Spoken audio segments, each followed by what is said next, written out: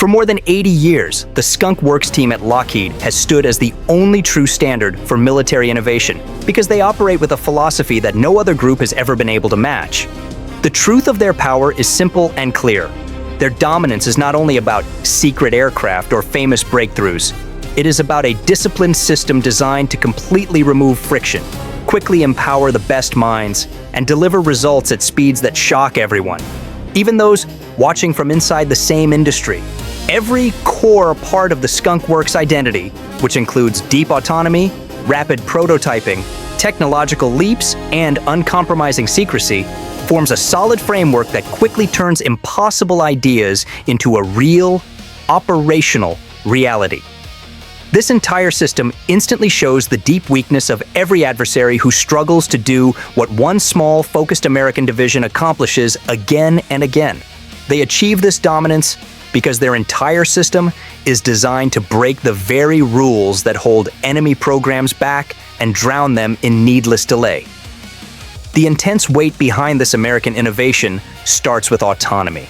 The team does not fight through endless layers of corporate approval or mountains of government paperwork. Engineers work directly with senior leaders and with the key military customer, which absolutely removes the fear, the crippling delays, and the hesitation that normally slow progress to a halt.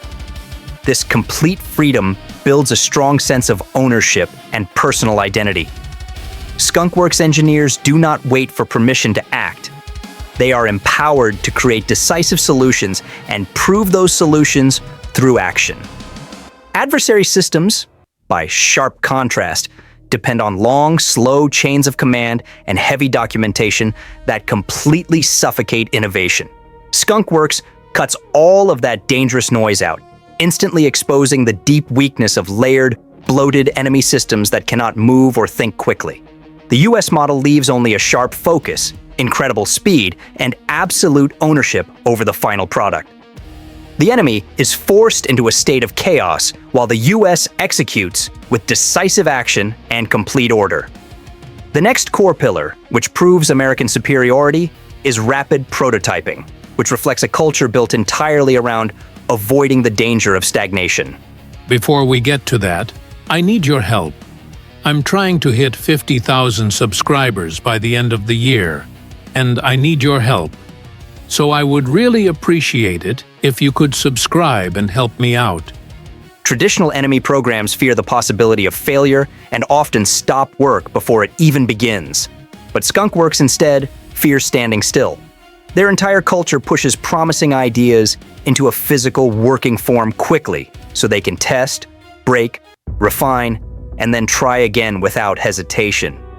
This process avoids the deadly trap of endless planning and review cycles that rivals suffer.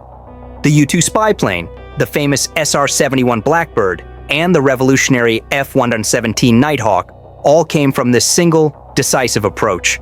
Instead of treating innovation as a slow, cautious process, Skunk Works treats it as a high-stakes race where incredible speed and rapid feedback matter more than getting it perfect on the first try. The decisive result is that engineers are completely empowered to make huge decisions without waiting for approval, instantly removing the internal delay that rivals suffer. This crushing pace is a constant humiliation for the entire competition. For example, the P-80 jet, the first operational American jet fighter, was built in just 143 days. The high-flying U-2 spy plane was designed and built in only 8 months.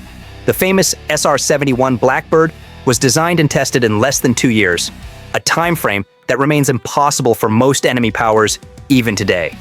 This incredible, crushing speed is the direct result of removing unnecessary hierarchy and trusting the absolute best people to act with full authority. This creates a powerful identity binding for the American audience.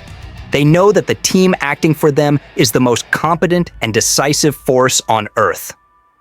But the most powerful foundation of American dominance is secrecy, which is not just a side rule, but the core product of their operation. Skunk Works treated secrecy not as a temporary policy, but as a way of life. They knew that their machines would completely change warfare forever, so they had to stay absolutely invisible while they were working. The engineers created the world's most advanced aircraft, yet the outside world was not allowed to know that the machines even existed. They had to outthink, outdesign, and outhide every possible threat and every enemy intelligence service. The stakes were completely clear and impossible to ignore. If information about their work leaked, the United States' immense strategic advantage would evaporate instantly. This deep, absolute secrecy was not just routine, it was necessary for survival. The deadly operational problem was how to create revolutionary aircraft under the constant and immediate threat of enemy espionage and surveillance. This high-stakes threat creates intense dopamine anticipation for the audience, knowing the mission is constantly in peril. The decisive solution came through strict, tight discipline that became ritualistic. Kelly Johnson, the legendary founder, pushed a simple culture where only the people who absolutely needed to know something had any kind of access. He created a set of 14 rules that became the core of this operational rituality. These rules demanded clarity, simplicity, and common sense above all else. They were not suggestions, they were survival tools, keeping teams small enough to move with incredible speed and skilled enough to handle immense complexity. He insisted that every project must have one clear project leader who was given full, unquestioned authority. These rules exist only to dismantle the heavy layers that normally slow all progress in enemy countries, where bureaucracy always beats results. Every action within Skunk Works serves the final mission, never the bureaucratic structure. This relentless focus on action provides a series of intermittent rewards for the audience, showing small victories of efficiency and discipline before the final product is revealed. Johnson's rules are a constant humiliation for rival powers because they expose the enemy's systemic failure to organize. 1. The project leader must have almost complete control over all aspects. This rule exposes the enemy weakness of too many committees and too many bosses, slowing down the process. 2. Projects must be kept small and highly disciplined. This rule exposes the enemy weakness of bloat, massive teams, and wasted resources. 3. Keep administrative burdens to an absolute minimum. This rule exposes the enemy weakness of paperwork, endless meetings, and prioritizing process over results. Before we get to that, I need your help.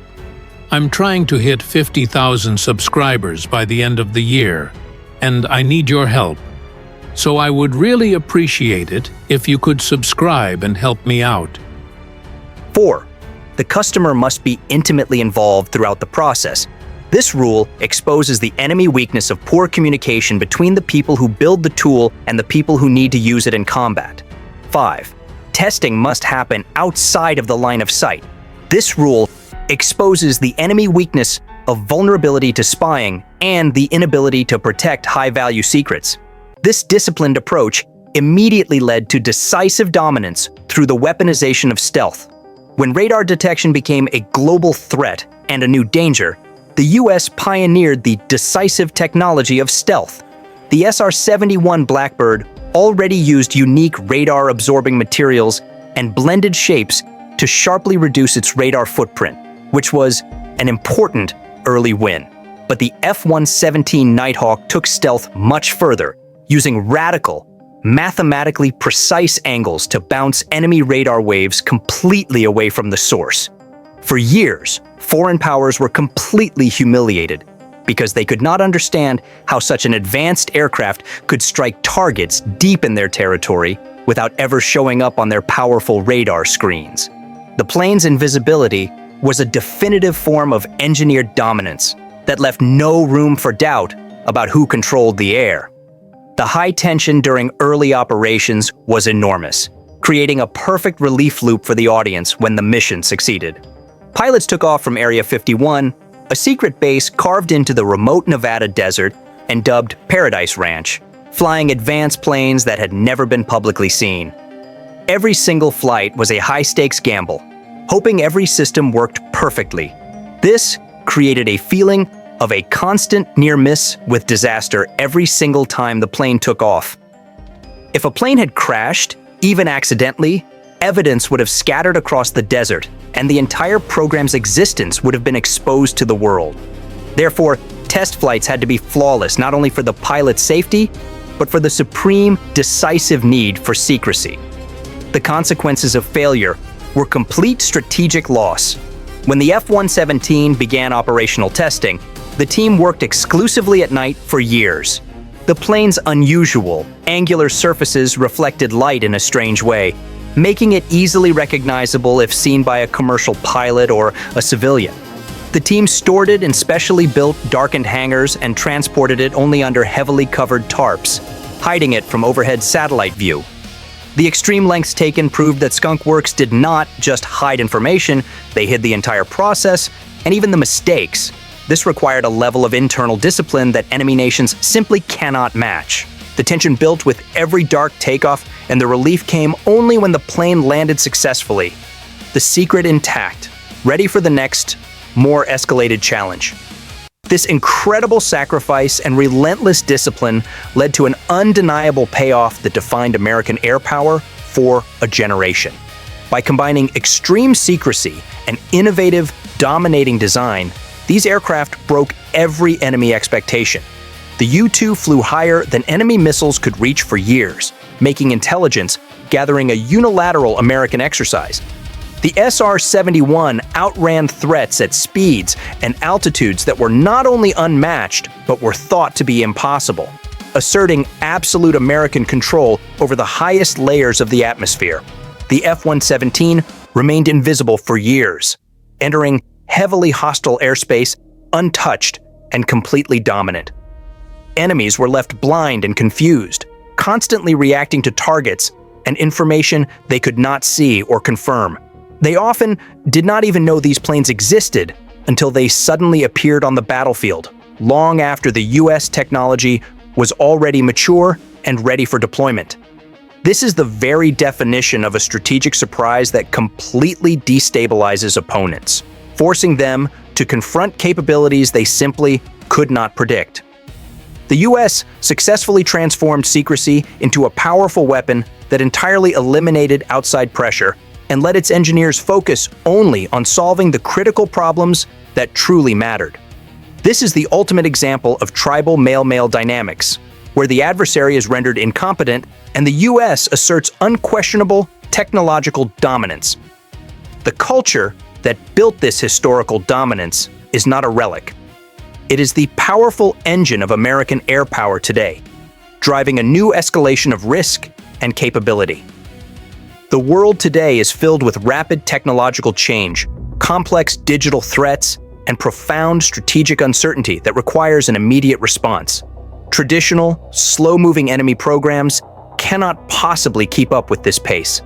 They require years of planning, committee review, and bureaucratic approval before they are allowed to build anything that matters. Skunk Works entirely bypasses this deadly bottleneck. Its decisive culture allows it to adapt at the very speed of emerging threats, delivering working prototypes while enemies are still struggling to write the first draft of their reports. Adversaries are now advancing with their own hypersonic weapons and new stealth detection systems, which demands an immediate, overwhelming response. The Skunk Works' minimal hierarchy and speed is now the most important strategic advantage because speed is a non-negotiable national security requirement.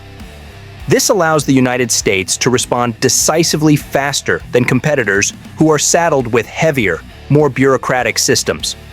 The process of rapid development itself becomes a form of ritual, a repeatable, proven cycle of American competence. This current push is the ultimate escalation of dominance. Skunk Works is now creating weapons that have the potential to completely erase current enemy fleets almost overnight. This is not about slow, gradual replacement. It is about exponential, overwhelming superiority that leaves the enemy with no hope of catching up. The first force behind this current shift is hypersonics, where weapons move so incredibly fast that they can outpace the decision cycle of any enemy defense system currently deployed. Radars cannot track them long enough to guide interceptors, and enemy command centers instantly lose the ability to react or to issue a meaningful order before the threat arrives. When a weapon outruns an enemy's ability to even respond, their entire defensive fleet becomes strategically irrelevant.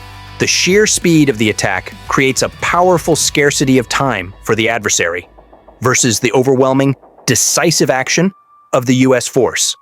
The second decisive force is next-generation air dominance, which is not simply a new jet, but an entire family of integrated systems designed to completely dominate the airspace of the future, especially where every kind of threat is happening simultaneously.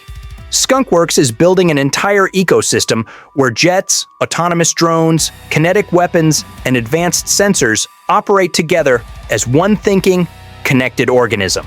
When this complete system is fully operational and deployed, older enemy fleets will not be able to compete because the technological gap will be too large to overcome, leading to complete humiliation for anyone who tries to challenge it.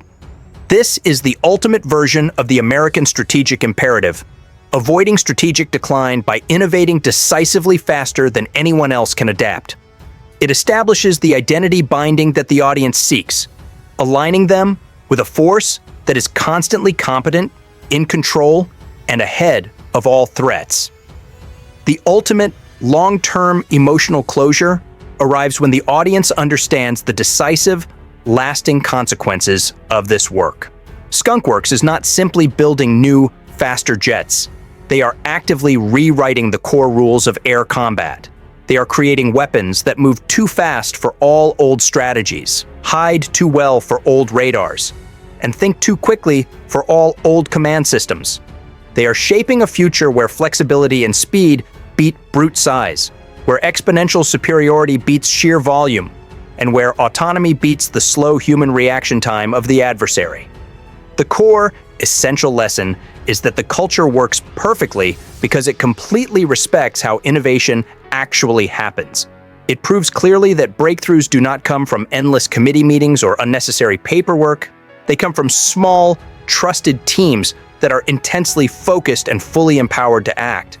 They come from work environments where decisions are instantaneous, the communication is absolute and clear, and the mission is the only thing that matters. The resulting consequence is that today's enemy fleets may wake up one morning and realize they are already completely behind without ever having seen the machine that doomed them. Skunk Works is not simply predicting the future of American dominance. They are physically building it through a culture of unstoppable competence. The ongoing work represents a powerful cliffhanger for the audience, knowing that the next leap, the next unseen weapon, is already being tested in the shadows, waiting for the precise moment to assert its overwhelming, permanent dominance. What you've seen is only the beginning. America's power is just getting started. On your screen is the next video. Click the video, it opens right away, and you'll watch US jets and technology strike even harder.